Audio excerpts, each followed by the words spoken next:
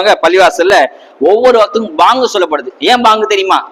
துர்கா பள்ளிவாசல் தொழுகை அழைப்பு பாங்குன்னு சொல்லுவோம். ஆனா அதுல ஒரு ரகசியம் பொதிந்து இருக்குது. என்ன தெரியுமா? என்னுடைய வீடா அல்லாஹ் சொல்றான். இப்படி அல்லாஹ் சொல்றதா கற்பனையா சொல்றாங்க இமாம்கள். பள்ளிவாசல் பாங்கு சொல்லப்படுது தெரியுமா? என்னுடைய வீடாக இருந்தாலும் அடியானே நான் அழைக்காம நீ வராத. உனக்குன்னு ஒரு சுயமரியாதை இருக்கு இல்லையா? கூப்பிட்ட எல்லா இடத்துல நம்ம போக முடியாது இல்லையா?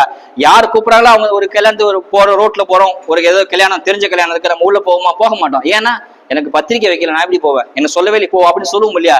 அந்த சுய மரியாதையை பள்ளிவாசல் கத்து தருது. பாங்க சொன்னா வாங்க, நான் பாங்க சொல்றேன், அது அடியானே தொழிலுக்கு வாங்கன்னு சொல்லி அல்லாஹ் அழைக்கிறான். அழைச்ச பிறகு வாங்க அப்படின்ற ஒரு சுய மரியாதை, ஒரு கட்டுப்பாட்டை, உனக்குன்னு ஒரு மரியாதை அல்லாஹ் தரான்.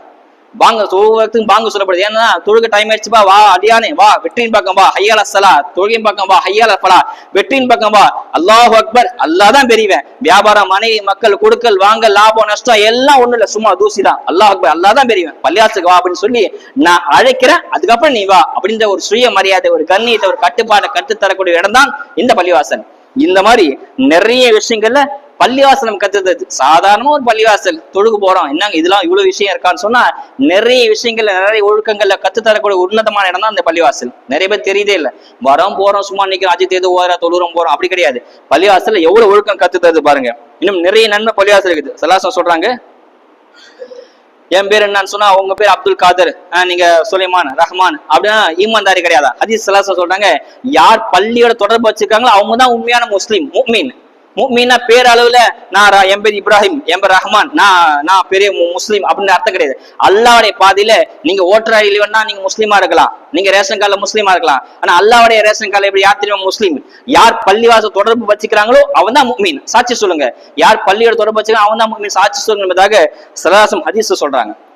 நம்ம வேணா சொல்லிக்க, நீ முஸ்லீம், பாஸ்போர்ட் இருக்கட்டும், ரேஷன் கார்டு இருக்கட்டும், ஓட்டர் ஐடி இருக்கட்டும், நீ முஸ்லீம். ஆனா அல்லாவுடைய பாதியில, அல்லாவுடைய தக்தியில, அல்லாவுடைய அடிப்படையில், அல்லாவுடைய கார்டுல, அல்லாவுடைய விசிட்டிங் கார்டு என்ன அர்த்தம் சொன்னா, யார் பள்ளியோட தொடர்பு வச்சுக்கிறாங்களோ, பள்ளியோட யார் உள்ளத்தை தொடர்பு வைக்கிறாங்களோ அவன் தான் அல்லாவுடைய அடிப்படை, அல்லாவுடைய பார்வையில உண்மையான முஃமின் என்பதாக சலாசம் சொல்றாங்க. முஆத் பின் ஜபல் ரலியல்லாஹு சொல்றாங்க, முஆத் பின் ஜபல் ஹதீஸ் அறிவிக்கிறாங்க, ஆடுகளுக்கு ஓனாய் எதிரி, ஒரு ஆட்டுக்கு ஓனாய் எதிரி தெரியுமா? ஓனாய் தான். ஓனாய் ஆட்டை வந்து பிடிச்சி சாப்பிட்டு போயிடும். ஓனாய் எதிரி, ஆட்டோட எதிரி ஓனாய். அதே மாதிரி மனிதனுடைய எதிரி தெரியுமா? மனிதனுடைய ஓனாய் இப்லீஸ் என்பதாக முஆத் பின் ஜபல் ரலியல்லாஹு அறிவிக்கிறாங்க. அதனால ஓனாய்ட்டு தப்பிக்கணும்னு சொன்னா, மனிதனுடைய எதிரி ஓனாய், அதுல இருந்து தப்பிக்கணும்னு சொன்னா, சைத்தான் தப்பிக்கணும்னு சொன்னா நீங்க பள்ளிவாசல் தொடர்பு வச்சுங்க என்பதாக முஆத் பின் ஜபல் ரலியல்லாஹு அறிவிக்கிறாங்க. பள்ளிவாசல் எல்லாரும் வந்து ஓடுவோம், யாருக்கும் அனுமதி கிடையாது. வீட்டுல தொழுது, நான் வீட்டுல தொழுதுக்கிறேங்க, பள்ளிவாசல் வர முடியலங்க அப்படின்னு அனுமதி யாருக்குமே கிடையாது. அனுமதி ஹதீஸ்ல சொல்லவே, சல்லாவும் சொல்லல, சல்லா